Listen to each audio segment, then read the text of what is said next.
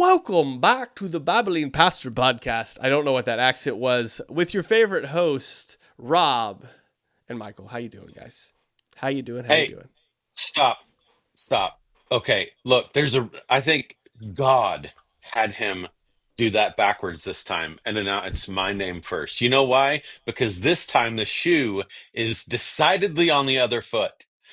And finally, I have given Michael a clip that he has not seen, That's true. and I have. So this is That's a true. rare moment.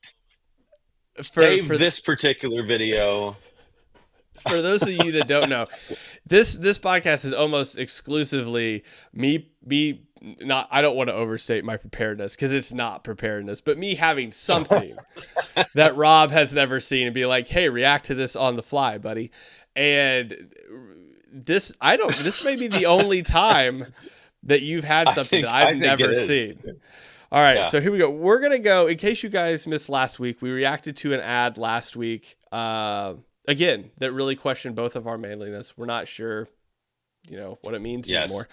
So you can go watch I'm that one. actually transitioning now, so Wow, I didn't know that. I don't know no, I meant how. I just meant I'm going to transition to get more coffee. What did you think I meant? That's what I thought you meant. That's 100% what I thought you meant. All right, so this right here is an ad that I've never seen that Rob shot me over. That I can only imagine is going to be. I don't know. Would you like to set this up, maybe for me? Honestly, not really, because I just want to see a raw reaction. But Okay. I Okay. think that the reason that I did pick this is because um it is so in the last video, right, we reacted to um how disconnected this campaign tends to be, or it was a particular person that created that video, but we got into that a little bit, like how disconnected that side or that team or that campaign tends to be with the average man, with just the average guy. And I think this is an example of how disconnected this campaign is from just the average Christian. Okay. All right. All right. Let's see what we get here. Let me push play. Agree that our faith requires action. It requires that we fight for what we know to be true and for what we know to be right. It is our faith that often guides us forward. Faith in the promise of our nation, freedom, liberty, and equality, not for some, but for all.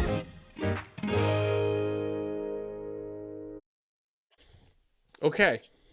Got it. Got it. Souls to the polls. Yeah. Okay, so when I gave Michael this clip and he saw just I that did. bit of the screen, I did. Yeah. I said it sounded like Christian nationalism.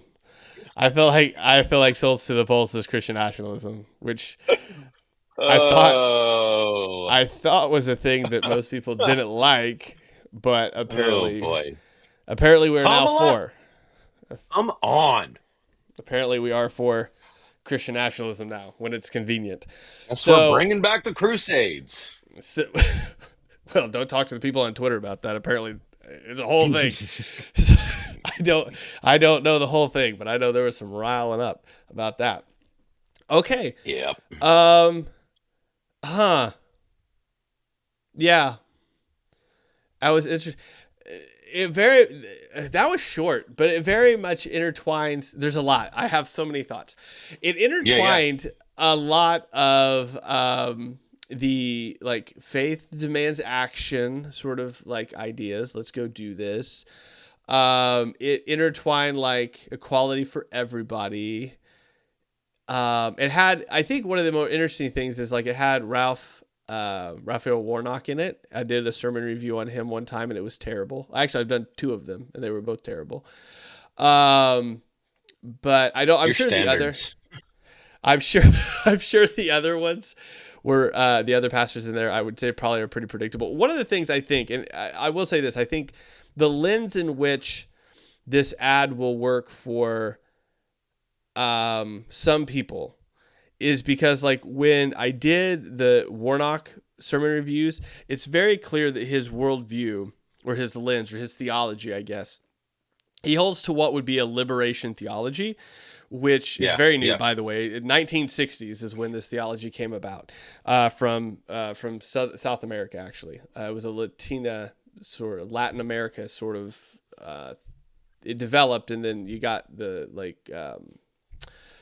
black church really picked it up as well. But he operates from that, which is that everything has to Hmm. be seen through, like, the idea of liberating the marginalized and the oppressed, and that's what the entire Bible is about, is liberation of these people Yeah. groups. And so, like, I could see where, like, that ad would hit with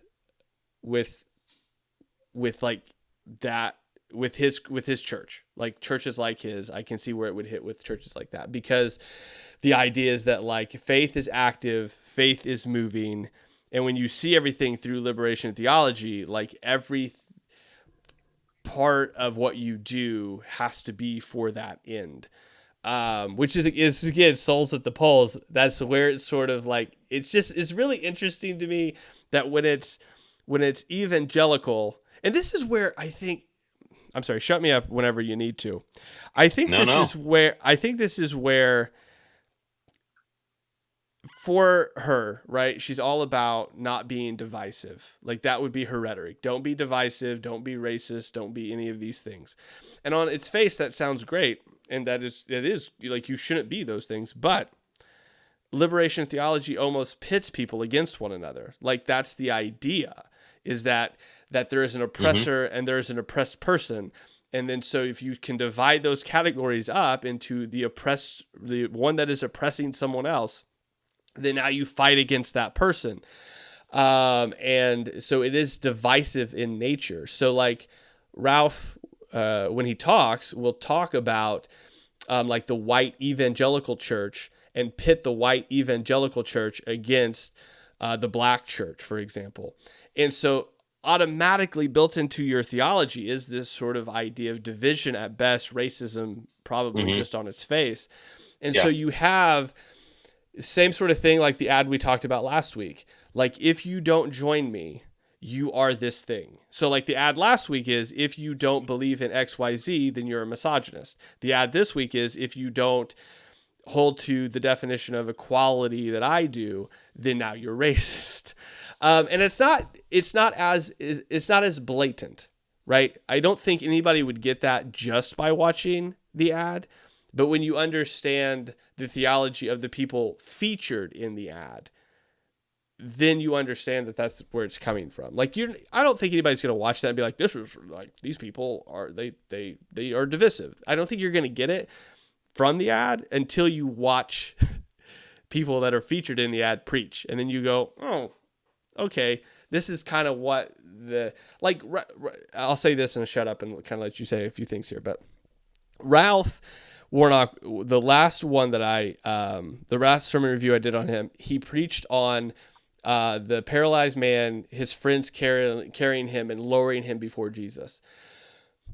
And all of that sermon was about, you're on the outside and you got to break into the inside. You're not being allowed into the house, and you've got to get yourself into that house. And it's like, it's not what it's about, Ralph. But that's what he made the whole thing about. Not even sort of. Yeah. Yeah, about people on the outside becoming people on the inside, and using that story as a demonstration of that. And I say that just Yeah. to sort of flower out a bit of what that theology, how through that lens it changes everything. Yeah. And so when you're talking about, like, mobilizing and, like, faith in action, like, those terms sound great. And I would agree with the term of faith in action.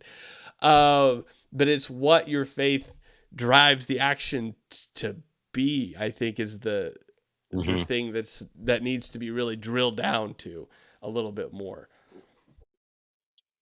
Yeah. I think so. When I first saw that, so this um okay, so just a little bit of me being maybe more honest than I ought to be publicly. But the very first thing that I thought was, okay, so she's pretending to be a Christian for an ad. Nice.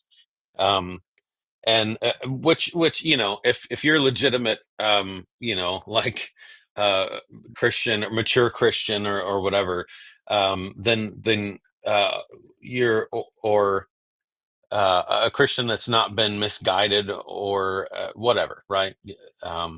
You probably are already aware that both her, Joe Biden, Donald Trump, like a lot of these folks claim to be Christian people, um, and in whatever way that they mean, right? I know Joe Biden is a Roman Catholic, which even in Roman Catholic standards is laughable.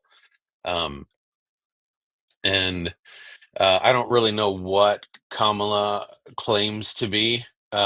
Clearly, I mean, I agree with you. I think that this there one of two options, right? On the one hand, that short ad could have been created um, uh, uh,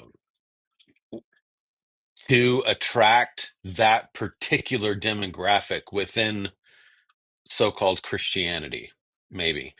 Um, or those are the lenses through which she sees Christians in general, right? If it's B, which I tend to kind of cynically believe that that's what it is. Um, uh, because she probably hasn't read any more scripture than what someone has put in a teleprompter for her. And so if that's the case, then epic fail, right? Because the majority of Christians, first of all, won't vote for her because of abortion and transgender rights and some of the things that she stands for and clearly would advocate. Um, but I think that the only kind of Christian that she might um, attract would be the kind that is featured in that video. Um, and that liberation theology, you can call theology, but you couldn't call it biblical theology. um, and it's theology, or a way to it's liberation theology is, I'm going to put these glasses on and read my Bible through, though, like intentionally put these lenses on to read my. Now, we all wear lenses when we read the scriptures, and the task at hand is, the first thing is, as best we can, to take those lenses off and bring the culture and the context and the what was happening then. What did David mean when he wrote? What did Paul mean when he wrote? What was his context? What was he saying? That's the whole task, right? Like, if we're going to understand what's being said correctly. um and so it seems rather ignorant to intentionally put on, how furious would anyone of prominence in that particular video be if I intentionally put on some legitimately white supremacist lenses to begin to read the scriptures through that light. In fact, that's one of the things that they would pick on about Christians during slavery or whatever. They would use these verses and it's like, yeah, you're right. That's stupid. That's out of context and it's wrong. And they need to take their own lenses off and read the scriptures for what they are, right? But you're doing that. Right? What? Like, Yeah. Well, and I think just from what you just said there, I think that what this demonstrates, and I want to go back to the screen really quick, just to go through, because it just sort of, I think, not proves my point, but just demonstrates, I think, what I'm about to say, is that the whole ad, if you actually look through the ad, most of this, this church here that's in the background, I don't know where this is at. But if you go that church, I'm not sure what that's at. This one though, I think everything from here on out is from Ralph Warnock's church. And so you have a lot of, like, I know all these shots are from his Ralph Warnock's church. And so if you were to go to watch that sermon review, his congregation, I would say, is, now again, demographically, I have to say that I don't know where it's at. So it could be in a prominently black neighborhood or area of the city. Because your church is, here's my point. I don't think your church should be like racially diverse. If you're not in a racially diverse area, like your church should be representative of the area you're at. So assuming that his church is a church where it's, I mean, you know, it's primarily maybe African-American, then that would make sense that his church would be that. But my point being, the entire ad, I think, is geared toward churches like Ralph's that are primarily African-American. And I think one of the things that this shows, all of that to say this, I think one of the things that it shows, and what the election, this one and maybe the last one, this one more so than the last one, especially since Biden dropped out and Harris kind of obviously took the lead on that side, is that the churches that are primarily white and the churches that are primarily black, there is a theological divide there that's incredibly problematic. So what you see in church history is, by and large, there are a set of orthodox beliefs that Christians held to.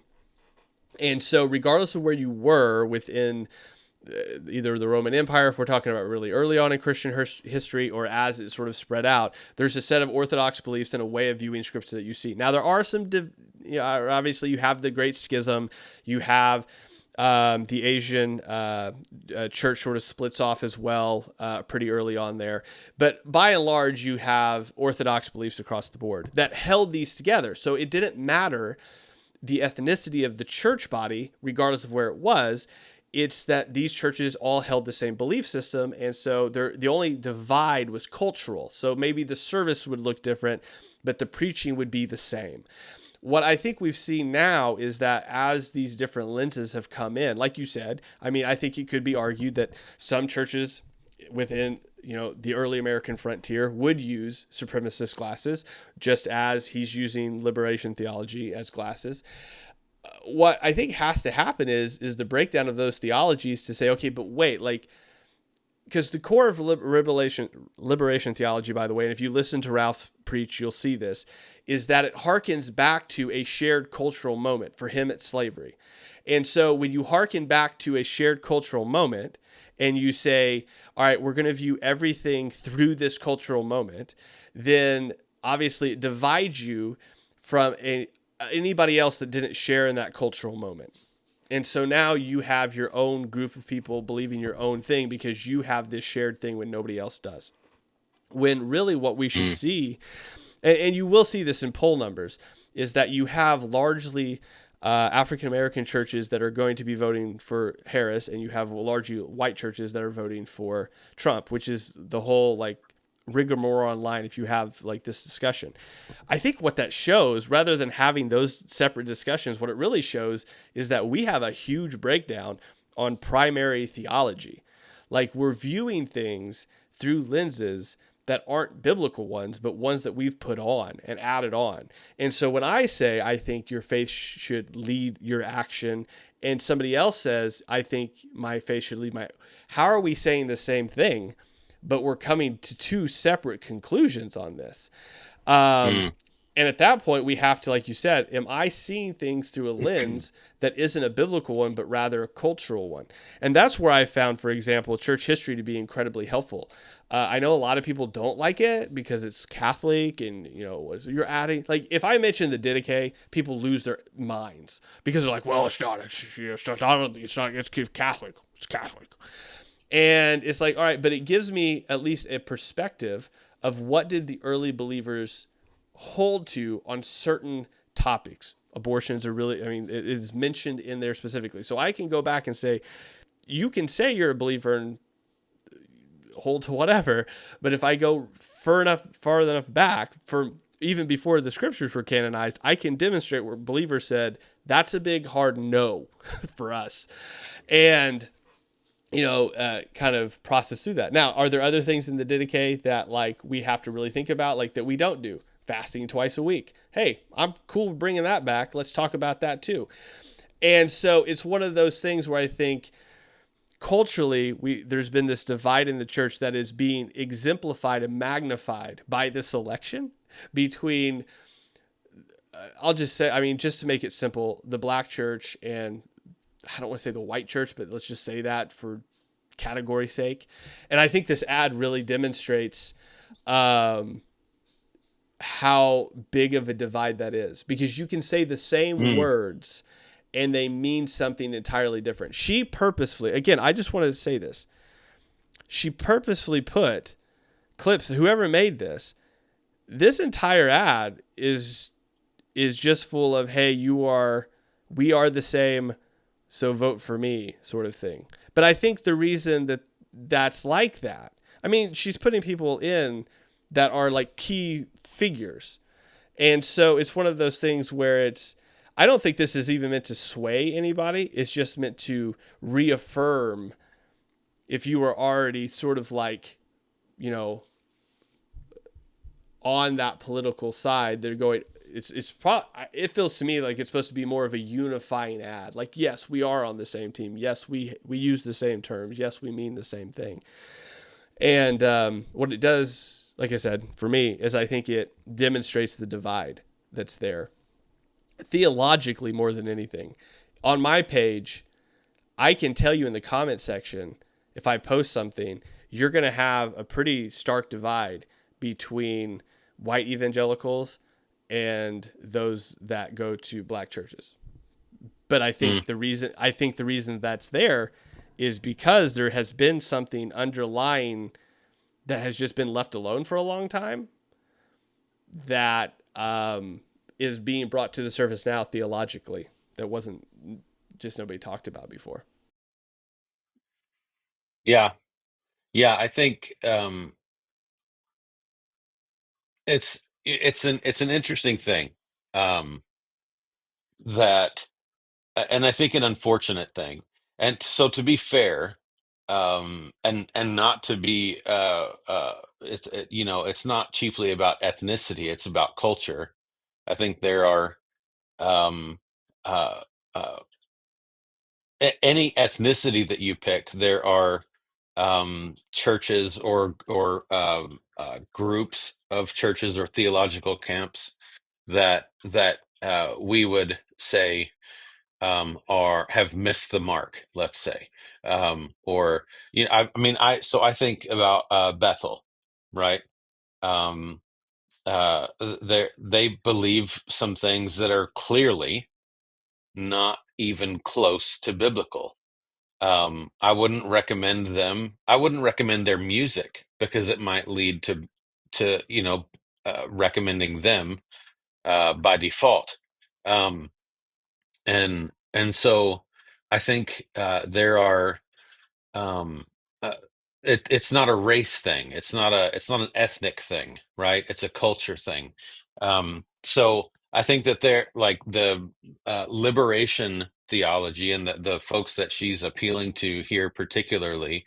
Um, uh, it's really Marxist and kind of Marxism and communism kind of thinking that liberation theology fits with. It fits rather well with it. In fact, if you're going to be a Christian of any sort in those kinds of scenarios or nations or whatever political systems, that's the one you want, right? Like you'll have the easiest time with that one. Um, but I think just I think it just goes to I think the goal of that, if there's any intelligence behind it at all, then the goal of that ad, when I watched it, I thought the goal of this has to be to get uh, let's just say her people, and I mean the people that think like her, that have the same ideals, whatever, to get her people out to vote. I don't actually even think that it was meant to sway. Yeah. Um, uh, because it would just be, it would be laughably uh incoherent and unable to do that.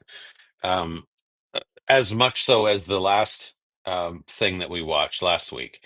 Um, it would be the same amount of successful, right? Because let me just be uh, uh, a jerk and say that any so the disclaimer for what I'm about to say is that I do wholeheartedly believe that there are Christians, like genuine Christians, who are caught up in, like Raphael Warnock's church, or genuine Christians that are caught up in Bethel and just don't know any better. That they're haven't studied the scriptures for themselves yet, or the Lord hasn't removed those particular scales from their eyes, so they haven't seen through it yet, or been able to see through the lenses correctly yet, or whatever. Um, so, but by and large, um, real Christians are going to see um, the things that she stands for, many of the things that she says, the the just blatant, like, entire history of believing this thing and preaching this thing to her political audience, and now to get into office saying these few things, right? um like, that are the opposite of her entire history. Like, there are just, like, a well-informed Christian of any ethnicity is going to see um her pretending to be a Christian, and in, like, an ad like that. It's really pandering, I guess, is where I'm going with that. I just think it's a complete joke, like, to assume that she cares about Christ, or that she worships Christ, that she worships the God of the Bible. It's a laughable joke. She doesn't even know how to say his name, right? Like, there's no way. Um, and but, to be fair, I don't believe that Donald Trump could be a member of our church either, right? Yeah. But in a different way. But uh, because he's pretty narcissistic and pragmatic, right? Um, it's just that uh, I don't like it when there's, like, this pretending to be, Yeah. um, in the same way that other ad that we watched is kind of like assuming that real men are stupid, right? Yeah. And I think this kind of ad assumes that Christians are stupid. Well, I think both, and I'll. This would sort of be my last comment on it. But I think that both campaigns realize, at least coming up toward the end here, because and I haven't seen any Trump ads lately that indicate this, but I know, like, especially last election, I saw a little bit of this from him, where he was visiting certain churches, and they gave him an opportunity to speak a few times. Like, I think that both campaigns realize that the Christian voting bloc is a powerful voting bloc that needs to Yeah. be sort of utilized to their, as much as they can, utilized to their favor. And so, to like I said, the joke before was, I think this is Christian nationalism, and I mean, and I think the reason I would say that is because, like, when the tables were flipped, that's all I saw online. And now, when it's this way, like, if Donald Trump put out the same sort of ad, it would just be completely lambasted. And I think Yeah. for the same reason we're lambasting this, is that it comes off as gimmicky.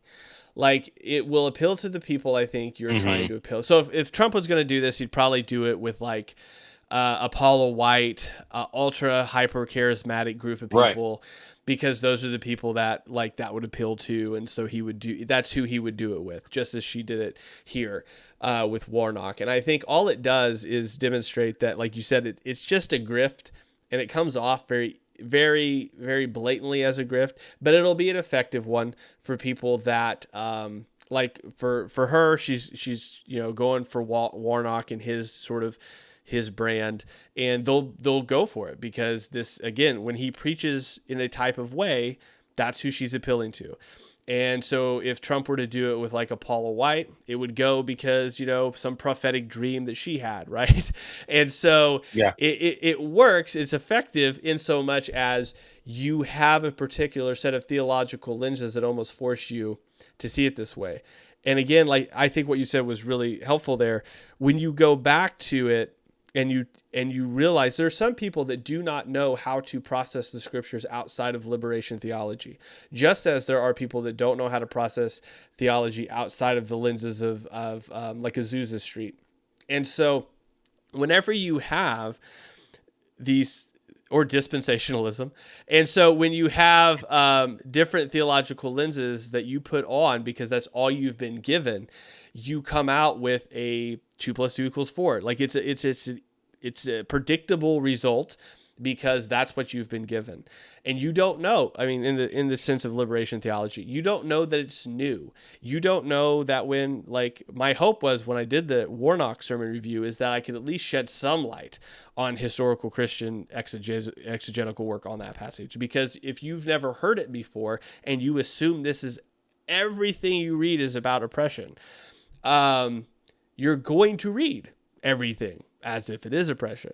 And so I think the best thing we can do in both these regards, not that you're going to be able to do it 3 weeks before the election, but just long term, is to say, like, all right, so this is how you're viewing it. Let's kind of walk through it. Again, I think discipleship would solve a lot of this as far as just proper exegetical work, just working people through it. Because you don't do that, you can put out an ad like this, and like I said, I think she already knows who she's appealing to, and it's going to work like a charm, because they're like, oh, I recognize those people. You're on my team. Just like any politician. Politicians are smart. They've put millions of dollars into research and group studies, and they know how to target people. And if you are, like we talked about in the last episode, if you're not discerning, you're going to be targeted. And if you don't know how to look through that, you're going to be got. And I think that's a perfect example of this, is that she knows that the Christian demographic is one that will help her win votes. If she can appeal to the demographic that's already on her side to go vote, she's just better off. And I think that's what this ad is. So, Yeah, I totally agree with everything you said. I think one of the things that we have to watch for, so an extreme version of or extreme example to make the point would be um, like Mormon theology, Latter-day Saint theology, right? They're going to use lots of the same words that we do, and they're a cult, right? Like it's very much not Christian. Um, so uh, when they say Jesus, when they say Christ, when they say heaven, when they say like any number of things, when they think about Satan, Lucifer, whatever, just any number of things that are words that we would use, um, they have completely different meanings, and so they have to be defined terms in any conversation you have. And I think that's also true of like those who come from those other kind of theologies. Like if I go to Bethel and say something, Holy Spirit, this, that like they have a completely different idea about what the Holy Spirit does. I think that glory clouds are glitter in the vent system, right? They think that it's real, right? Um, and in the same way, right? If like you said, if all you know is that this is about oppression, and that's about oppression, and this other text is about oppression, and being liberated and whatnot. First of all, I don't know as a pastor how do you go into a pulpit every week with the same exact message, and it not actually be the gospel, but like the same takeaways, the same, you know, get out and vote, get out and protest, get out and like it's the same exact thing every week. So like I don't know how you do that and not like even get bored with yourself, um but yeah, I don't know. I think it bothers me when and it happens everywhere. It happens with every demographic. Politicians on every side, they tend to pander to everyone. The goal is get elected, right? That's the Yeah, goal. Get 100%. elected, and do what you need to do to get elected, right? And then I think where the problem comes in with American politics is typically after you're elected, now the goal is stay elected, right? For a lot of folks. Um, and so it becomes not very effective. Like the job you do tends to not be effective for anything. Because if it's just stay elected, or stay within power of some sort, then you're not going to be of use in real life. Hmm. But so often, anytime an ad doesn't actually hit the mark, then and the people it's targeting see it very clearly, um, then it becomes obvious. Like you think I'm stupid, right? Um, like it just kind of becomes an obvious thing. But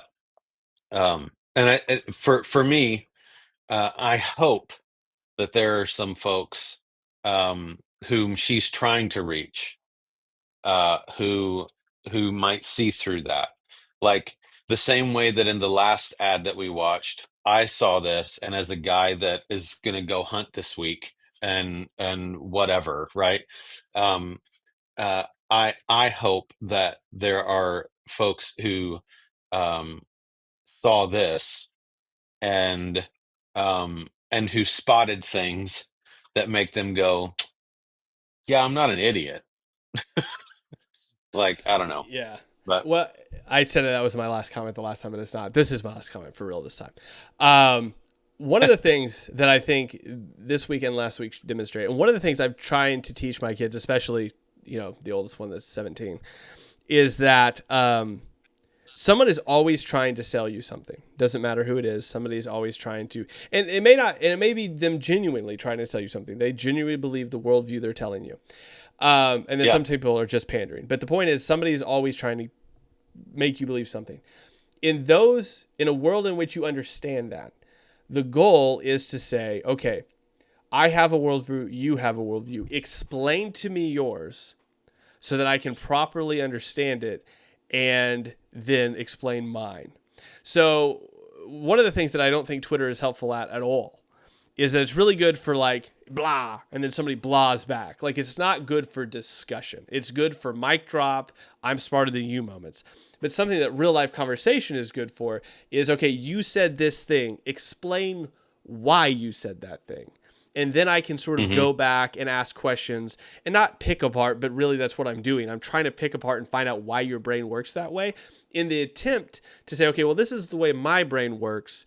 So let's figure out, like, there is a definitive truth here. There's no way we can both be right on something that we're opposites on. So let's try to figure out, like, where at least does your truth come from and why do you process it that way? And I think that, especially with this liberation theology, is one of the most beneficial things. Like, as I kind of asked people and read some books, I was like, I understand why you think that way if you're operating from that worldview. I just think it's a crap worldview. And I don't think it's based anywhere close on scripture.